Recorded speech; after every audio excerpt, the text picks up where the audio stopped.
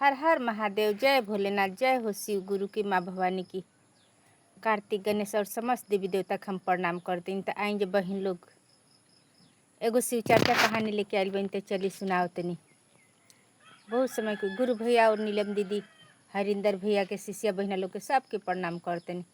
आएंगे बहन लोग एगो शिव चर्चा कहानी लेके आई बहन, तो चली सुनाओ तनी। बहुत समय के पहले की बात है। हमनी के जैसे गंगा मैया मिलल बड़ी, आदमी कहता चलो नहा ली जा, नहान लागल बा। तो कितना तपस्या के बाद आयल बड़ी गंगा मैया, सबकी हुई नहीं जान पावत। बहुत पहले की बात है। राजा सागर रहन, उनकर 60,000 पुत्र, एगो दूगो ना 60,000 पुत्र रहन जा। जब इतना ज़्यादा होइला के बाद तो आदमी का अभिमान होइबे करी, होई तो अभिमान होई तो बहुत अत्याचार कर लगलन जा, अत्याचार कर लगलन जा अपना बलबूता पे।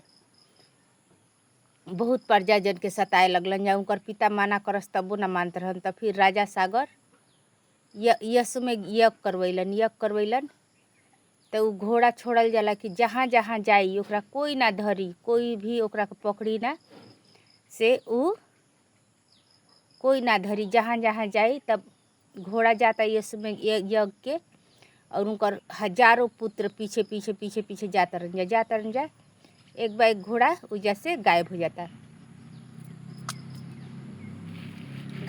तो देखत इंद्र भगवान जानतन कि ये लोग के बहुत अहंकार हो गया। तो अहंकार टूटे के चाहिए, ये सोच के इंद्र भगवान ले जाकर ऋषि के आश्रम में पहुंचा देता रहन।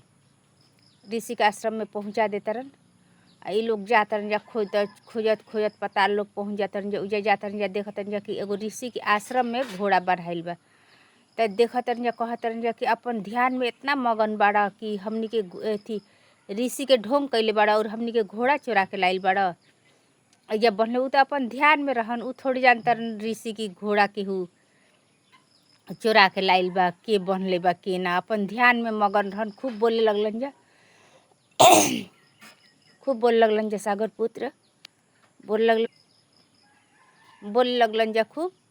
कहतन जा चलो इनकरा के दंड दिहल जाई, ऋषि के दंड दिहल जी, हमनी के घोड़ा चोरा के लाइल बाड़न। बस ऋषि कहतन कि आँख खोलतन, कहतन दुष्ट, तोहनी के नहीं पता तोहनी के आके का करतर सन, तोहनी के हमरा दंड देबसन, जासन सब जर के भस्म हो जासन।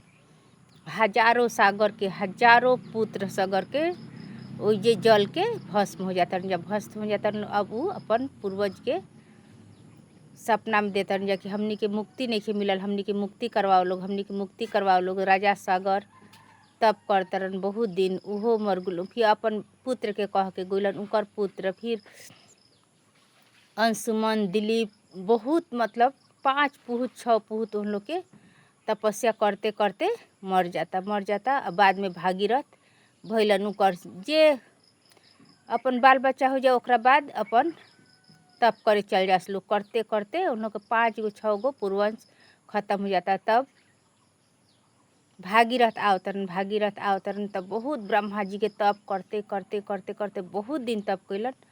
तो सब देवी देवता कहतरन कि इतना तप करतरन ब्रह्मा जी के, से काहे निखन प्रगट हो। तो कहतरन कि सब कुछ के, ब्रह्मा जी कहलन कि सब कुछ के एगो समय होला, समय से पहले कुछ ना होला, समय से निर्धारित होई ओकरा बाद। तब ब्रह्मा जी प्रगट होलन।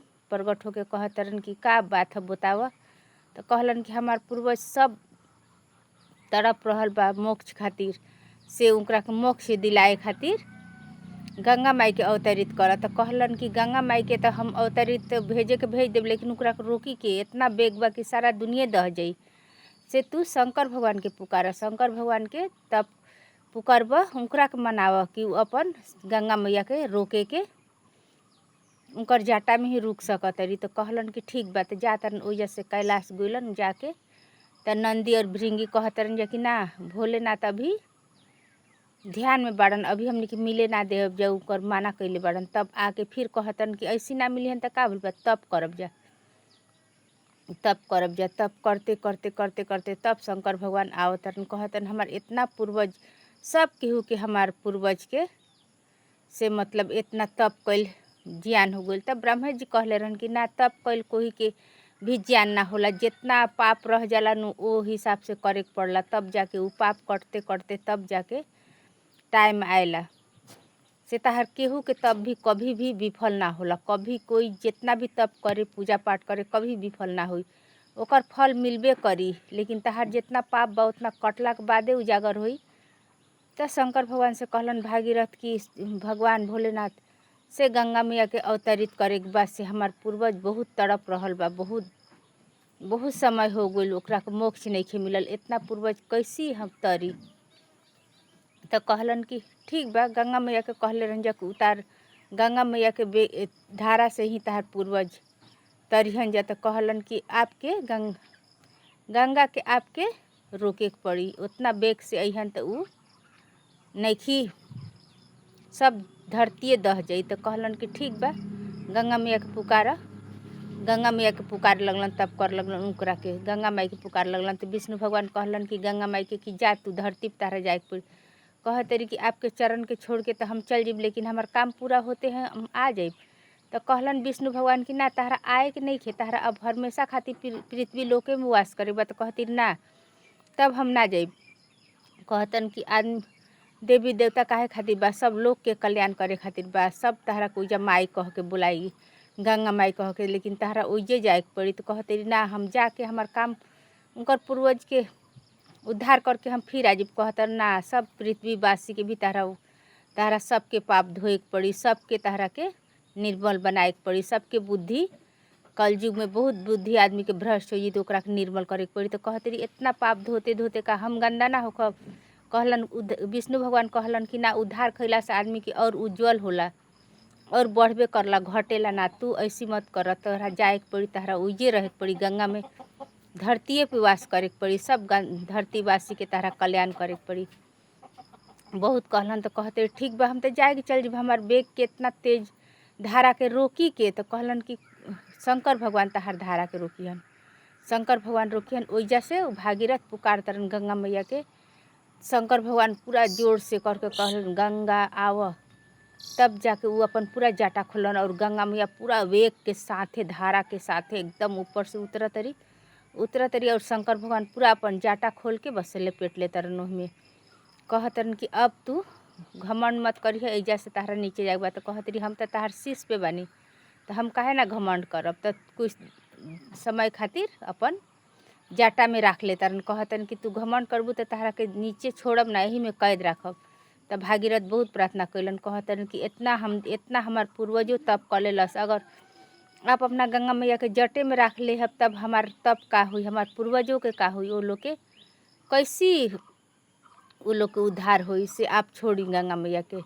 ब्रह्मा विष्णु भी आवतरन जा। तो कहतरन जा शंकर भगवान की कि ना, उ तो कहतन कि ना, उ तो छोड़ही के बाद से हम थोड़ी देर खातिर कर गंगा माई के घमंड तुरल चाहतरन कि इतना तेजी से अइली है।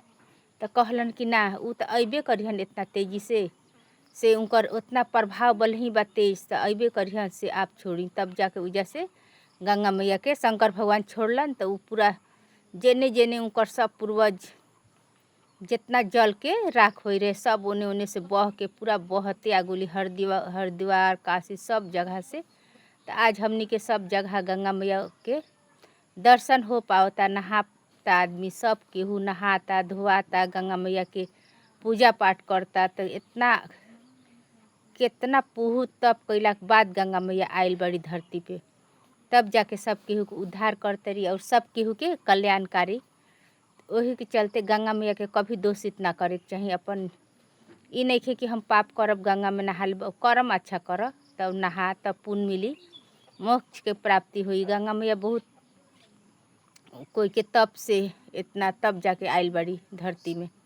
तो हमनी के भी गंगा मैया के आदर मान करे के चाहिए। शंकर भगवान रोकलन, तो के बाद फिर छोड़लन, तब जाके धरती पे सब जगह बहते। तब से गंगा मैया पृथ्वी पे वास करे लगली और पृथ्वीवासी के कल्याण करे लगली।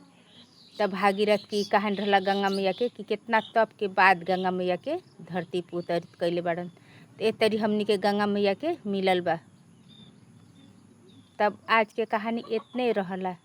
भक्तगण श्रोतागण और सब हमार शिष्या बहनी लोग के। तो अब ई कहानी एजे हम विश्राम करतनी, फिर हम एगो लेके आई ऐतिहासिक कहानी। तब तक खातिर धन्यवाद। आप लोग के हमार कहानी सुनला खातिर भी बहुत धन्यवाद। अगर हमारा कहानी अच्छा लगी तो ज़रूर हमार चैनल के सपोर्ट करब जा। कमेंट में हर हर महादेव ज़रूर लिखब जा और सब्सक्राइब पहला बार जे आइल बा तो सब्सक्राइब और लाइक करे और चैनल के सपोर्ट करे। तो धन्यवाद।